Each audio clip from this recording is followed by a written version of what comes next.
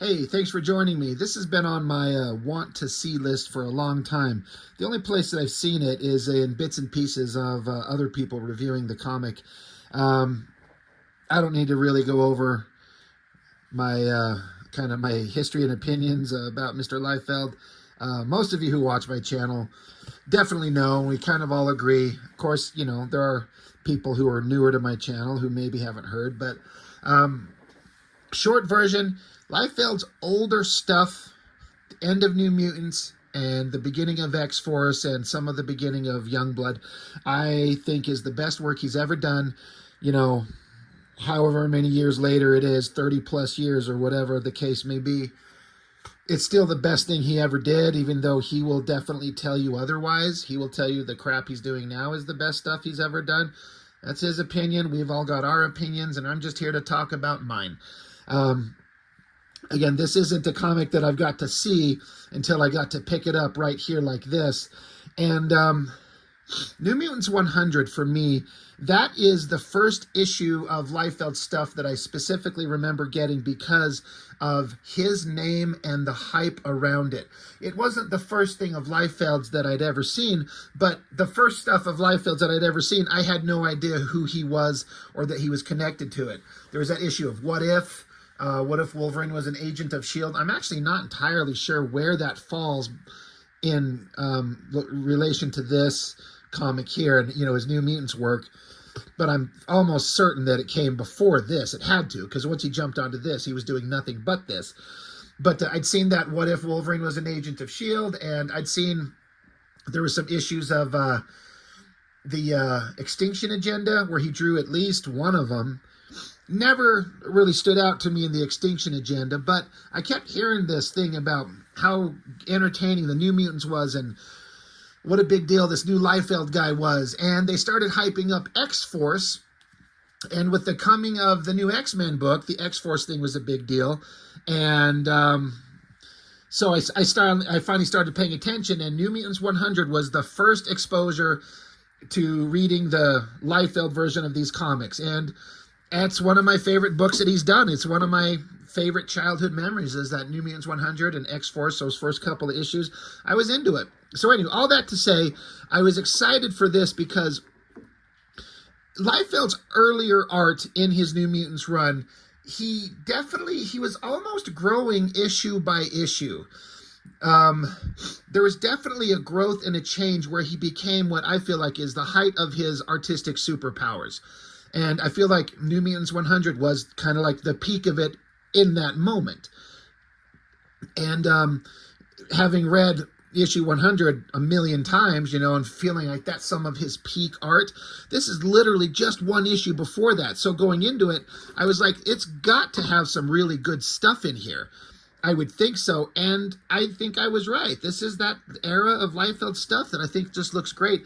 Even this shot of the team just standing there in the background, I tend to think that Mr. Liefeld's work can look better when he's not over-rendering the shit out of it. Like, look at all those faces and the bodies. It's just kind of the basic line work for the bodies and some just basic details and some shadows, but there's no cross-hatching insanity going on.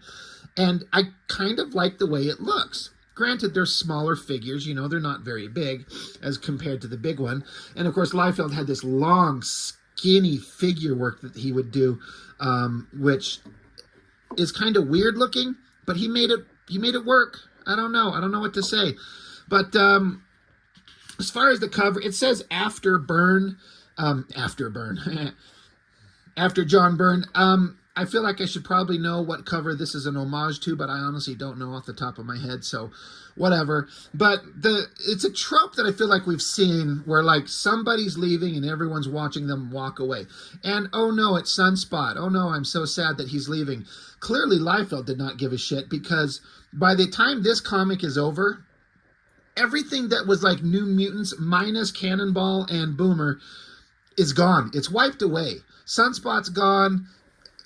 Rain and Rusty and Skids and Danny Moonstar and all those characters are just gone. Liefeld just wiped away the old guard and put a new one in its place. and we were eating it up. There's just no denying that. And, you know, I can't really speak to, you know, I didn't read New Mutants, so I can't be like pissed off that they wiped away the old team because I didn't give a shit. But I was definitely interested in this thing. I can't say for sure. I want to say I've looked at a reprint of New Mutants 98, which was the introduction of Deadpool, Domino, and Gideon. And that's the thing with Liefeld. He's just introducing new thing after new thing. Like, we get Cable, and then we get Warpath, we get Domino, we get Deadpool, Gideon, all these new things. I can't remember off the top of my head, but in 98, it might have been the first visual appearance of Feral.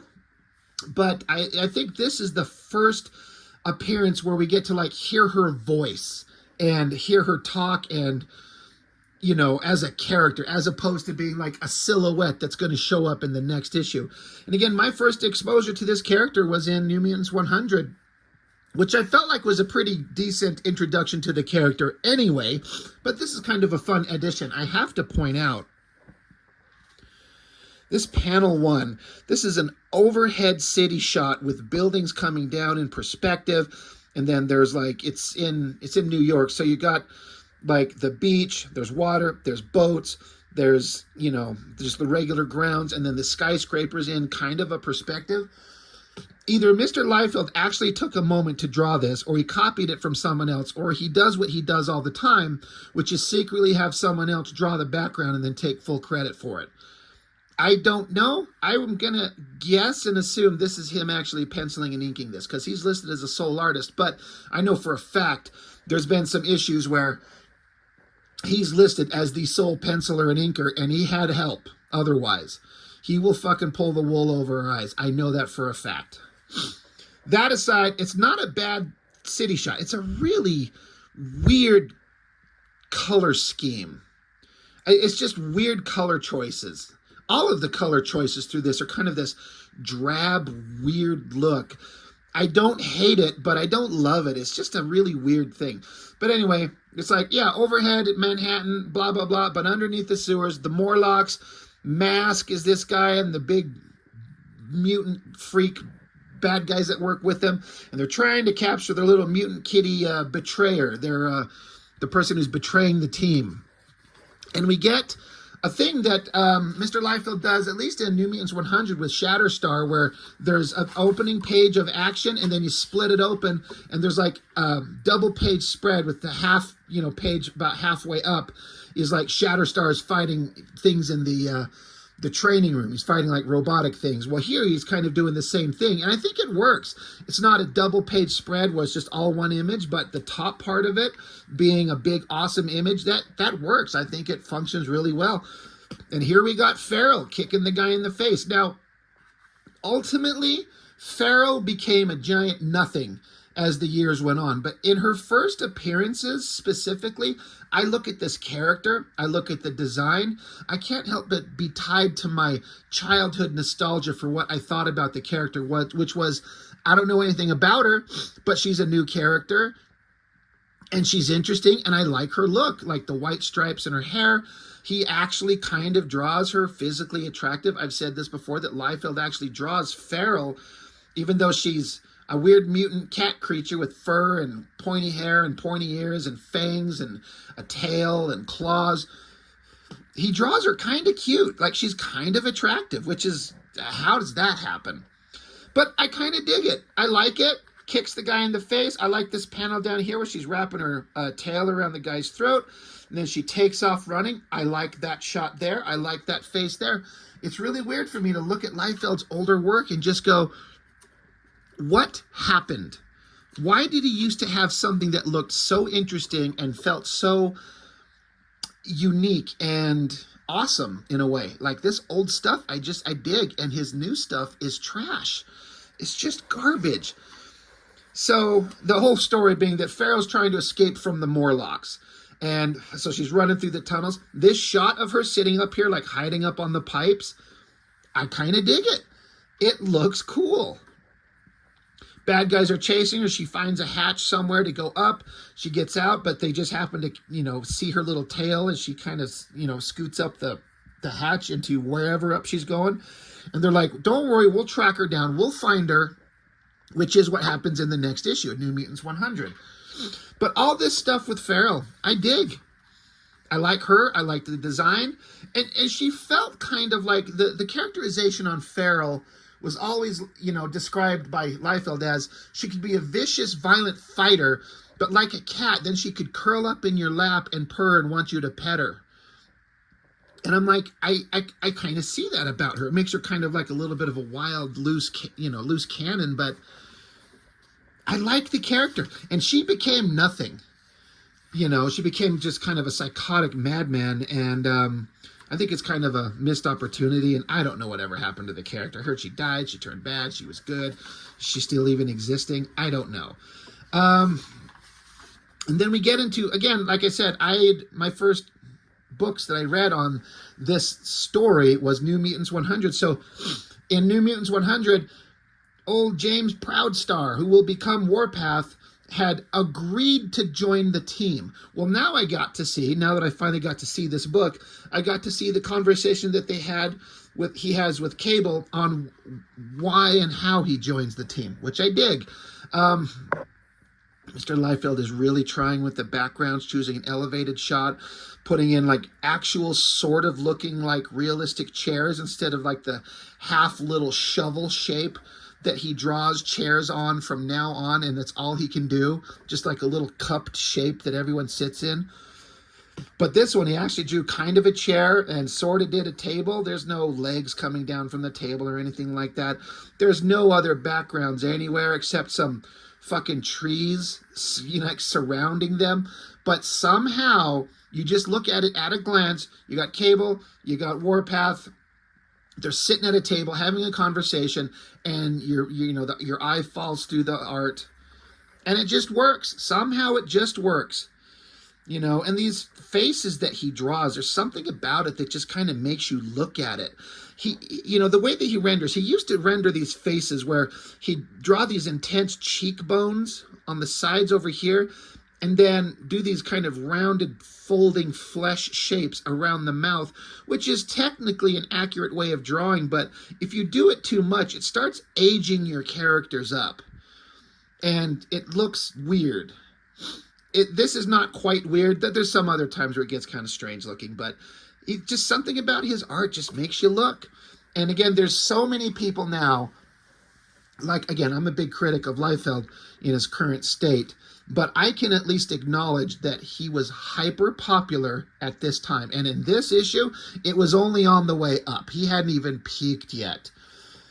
But some people are just hate him so much, like they dislike him now and his personality online now, that they think everything he ever did was garbage, and they won't even give him the credit due in terms of the popularity that was actually there. It actually exists, and there's no denying that. And people who can't even just actually acknowledge the fact that he was hyper popular and only getting more so in this era, it's like there's no point even having a conversation with them. It's like if you can't even acknowledge the simple fact, then what are we talking about? You don't have to like it, but you just have to acknowledge the truth.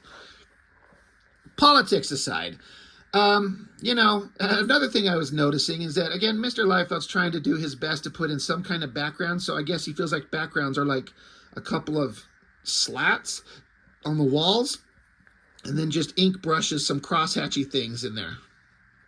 That's a background. He puts sort of a glass cup in their hands. Clearly not for an iota of a moment looking at what a real kind of like martini glass or whatever the hell it would actually look like. His hands, like, you've got his face and the guy's gesturing, you know, he's doing like a gesture with his hands, but these are some of the worst drawn hands I've ever seen. Another thing I noticed is that Mr. Liefeld doesn't like to draw fingernails on figures. So everyone's wearing fucking gloves. Like, all the time. Why is Cable wearing gloves? I mean, that is not a flesh tone. And back to the previous page. Oh my gosh. These old dry pages. I mean, it looks to me like he's wearing gloves, considering the color tone and the fact that there's no fingernails. I struggle to think if Liefeld's ever drawn a fingernail on a fleshy hand, ever. You know, I kind of doubt it.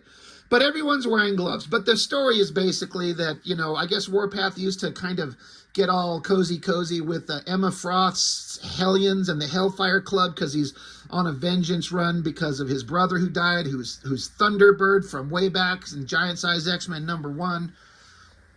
And all these years later, they decided to bring in his brother. Okay, great, I get it. But he's done with that. Vengeance is not in his future anymore. And Cable's like, well, okay, that's great, but you should probably join my team. And Warpath's like, you're being a little dramatic. And Cable says there are 5 kinds of mutants. The mollifiers, the abusers, the used, the hunted, the hidden. I'm trying to create a 6th kind, the survivors. I'm trying to prepare you all for a very bleak future.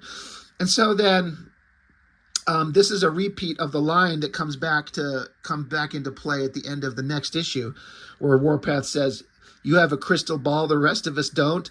And Cable says, you don't need one to predict the obvious, which is, it's worded slightly different. You don't need, who needs a crystal ball to predict the obvious? The last page on the next issue where Strife is revealed to look exactly like Cable. So all these story points are kind of building up to it. But yeah, Cable's trying to recruit him, and Warpath doesn't seem to be particularly interested. Maybe. It's not a yes, but it's a solid maybe. It's a definite perhaps. We'll see.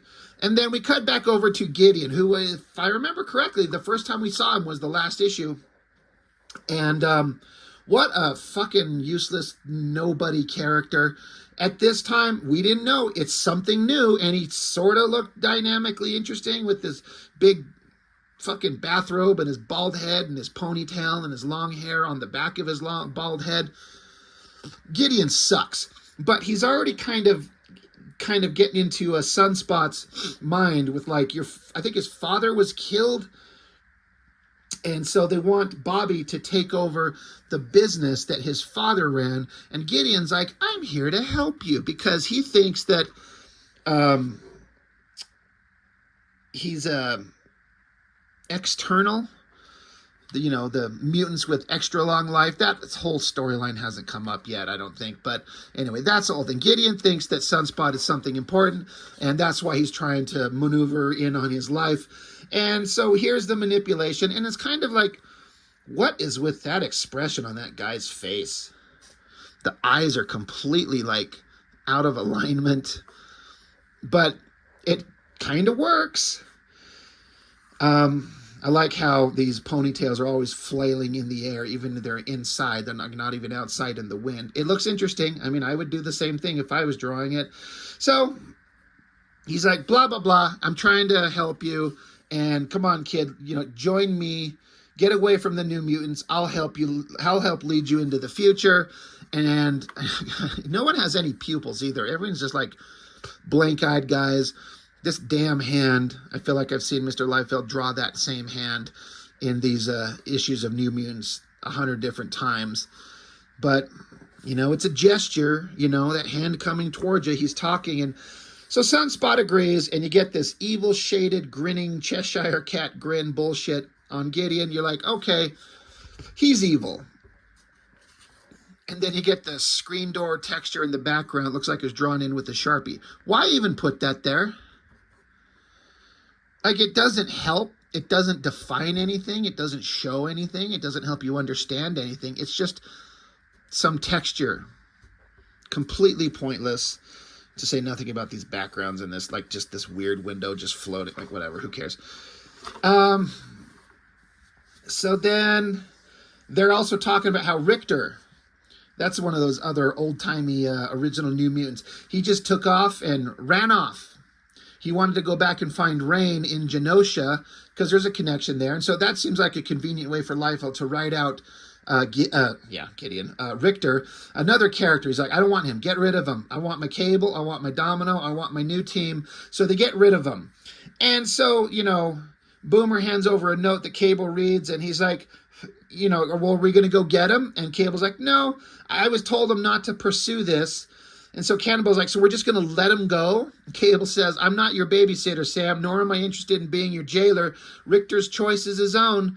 And Cannonball's like, but sir, he's part of the team. We can't just ignore him. So Cannonball gets in his face. He says Richter has chosen to terminate his relationship with this team.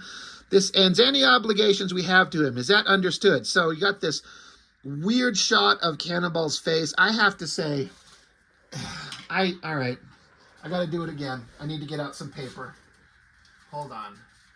Let me see if I got some blank paper right here. I mean, I know I do. I'm dropping it all over the floor. All right, I'm just going to grab a new piece of paper. Here we go.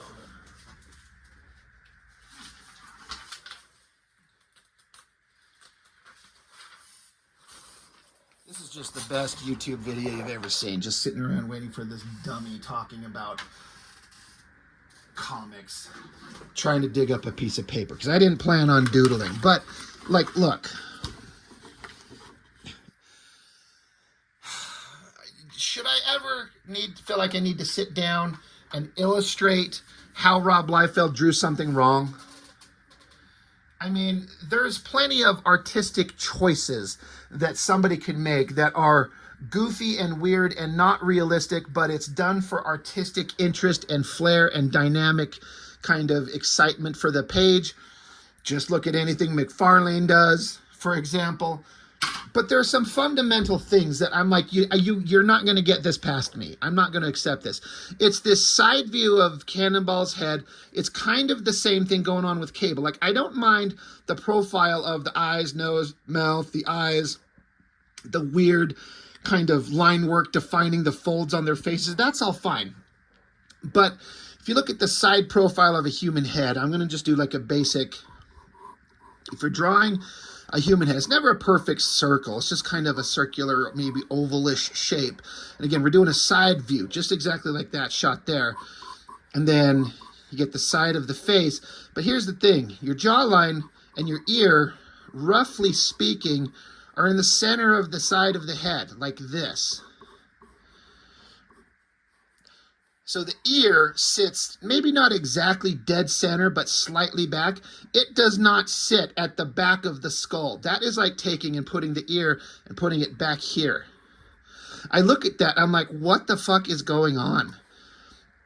It just is so weird. I mean, and then you off the ear, you kind of determine where the nose is going to fall. And then you can kind of make your artistic kind of interpretations and expressions and where you want your eyes to be, how you want the nose shape to be, and then however you want to have like, and you know, and then if you're going to open their mouth and have them screaming, you have to move this jawline down, like the way that I kind of drew it in the rough sketch here. That's as if the mouth was shut, but since now the jaw is open, so now this thing is going to pivot down kind of like this, something like that. But the ear stays in the same place, and you can do your weird Liefeld hair. And then the way he's got like the front of the neck connected. I mean, you know, you've got the, I don't know the anatomical names for the parts. This big, what is it, like a vein? Is it the carotid artery coming down from the side? Everyone's got that big thing, you know, one on each side. And then the way that you connect the neck. And Sam's supposed to be a skinny little guy. So, you know, you got to figure all this stuff out. And then the ear, he just puts a black hole void in there for the ear. But there's actually some weird shapes inside an ear that are tricky and weird looking. But you got to at least pretend like you're trying to get some kind of indication of what an ear looks like. So anyway, this is not a great drawing or anything like that, but I'm just trying to say, like, where is the placement of that ear back at the back of the skull, and then connecting the, you know, neck anatomy, and then the side shoulder, and then you get the upper body and where the shoulder is going to be. Anyway, blah, blah, blah. So completely unnecessary, but like looking at that ear located way at the back of the skull is just driving me nuts. It's so ridiculous. And it's almost the same, but you can almost pretend like there's more of the back of the skull back here on Cable's head that kind of puts it a little bit more placed correctly. But anyway, again, none of this was necessary. I could have just pointed out, I said that ear is placed completely wrong, but I guess I decided to bust out the paper and just kind of do a quick, like, this is where the ear goes. It doesn't go there. All right, I'm sorry. Put that away. Let's keep the paper out just in case. But, yeah, Cable's like, I don't give a shit about Richter. Shut the fuck up. This is my team. You can leave if you want. I'm not your babysitters. And so Cannonball takes off and Boomer takes off too. So they're all pissed. So back with old James Proudstar. He's going home. He's got a reservation that he lives on in Arizona somewhere. So he rides on what I guess is supposed to be an airplane, or the closest thing that Liefeld's ever going to do, because he just comes up with that out of his head. He's never, ever, ever looking at an airplane to see what it looks like. What is this other figure back here? He's like a giant. Like, look at that guy. In perspective to that airplane, that's like some kind of giant monster. Look how tall he is. He stands above the wing. It's so stupid. But Proudstar, he flies back to Arizona. He gets in a Jeep. He's driving home. Oh my God, look, there's actual some irises in the eyes. He comes home, finds it. Oh, I mean, it could be just a dust devil, or somebody just, started a bonfire. But apparently we're supposed to, here's the thing.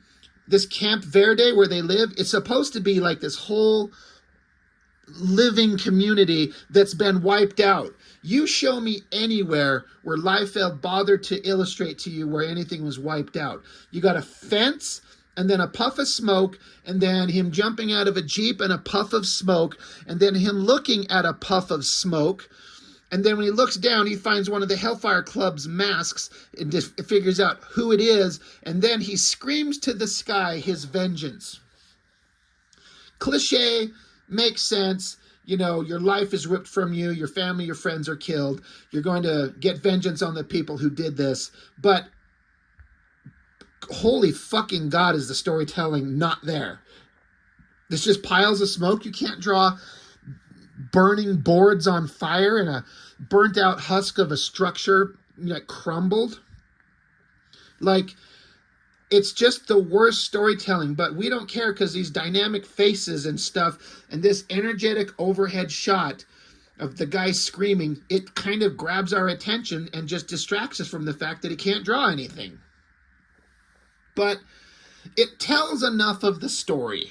And I guess he's standing on top of a fucking mountain peak. Like, he's down on the ground. I guess he found the mask and then he went for like an hour-long hike up to the top of the mountain, sets the mask down, and then screams at the sky. Why? You get the story, but wow. Just wow. More interesting stuff. It's Cable. I don't know if we've ever, since this issue on, that I can recall, seen Cable in like fine dining wear, slacks and a button-up shirt and a jacket, wearing fucking glasses. Like, has he ever dressed like this before? I mean, not before, but since. I'm pretty sure I've seen Liefeld draw him like this maybe once or twice, perhaps. But so he's in a library. Look at that hand. That is a hand. Wow, that is unbelievable. But the outfit, the pose, it kind of works. I like how these books on the bookshelf behind him are fucking huge. These are all like gigantic artist edition books behind him. Like, these are books that are like this thick and like 18 to 24 inches tall, especially compared to the little normal sized book in his hand. Every book on these shelves is some giant novel. But this is where Sunspot comes to talk to Cable and be like, look, my father passed away. I got to take off. I have to go handle business. It's personal and it sucks. And Cable's like, I lost a father at a young age too. I know how difficult it can be. Sunspot's like, well, we weren't very close, but, and Cable's like, well, all right, I understand. If you need time away to help settle affairs, I understand. And Sunspot says, I may need more than just a little time, sir. I may not be coming back. And Cable just goes, whatever. And so Sunspot's pissed. He's like, yeah, fine, great, whatever, goodbye, Cable, and good riddance. Storytelling on these pages, I actually feel like kind of works. Outside of the fact that he makes Sunspot look like an emaciated like guy who's like starving, like that does not look like a kid. The dead look in his eyes, one eye squinting, one eye not, the like emaciated cheekbones. This guy looks like he needs a couple burgers. And just kind of the casual look on Cable's face with the glasses, especially that shot. The absolute does not care look on Cable's face when he's like, whatever, because Cable doesn't give a shit if Sunspot is gone. He's kind of, Cable feels like he's just dead weight. Sunspot doesn't have the mindset that he needs. He might have power, but he doesn't have the mindset. You're just in the way. You're just dead weight. So if you're leaving, I don't fucking care. Not one bit. Cable doesn't care. Not one bit. So Sunspot takes off, and again, Liefeld's kind of kicking some characters out of the way that he probably is not really particularly interested in having around, although Sunspot kind of does, just not with the team. So I felt like the storytelling all through there was pretty good. And then, let me make sure I didn't skip a page. Cannonball, and this is another goofy-ass looking shot. Like, look at that. Coloring's weird, the face is drawn weird, but it works. Cannonball and Sunspot were like best friends, and he's pissed off. Like, you just let him go. Like, you don't fucking care. You have no interest, no care that he's leaving. Cut to another scene. We're in the training room, and at least they're not actually training, fighting against like robots or monsters or something. They're just working out. And Domino, like, this is her second appearance. So Domino and Boomer don't really know each other, but there's some dialogue back and forth about they're just kind of getting to know each other.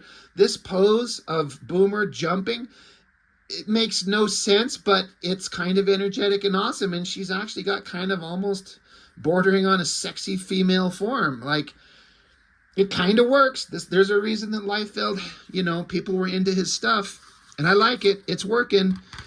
I've never been a big fan of Boom Boom.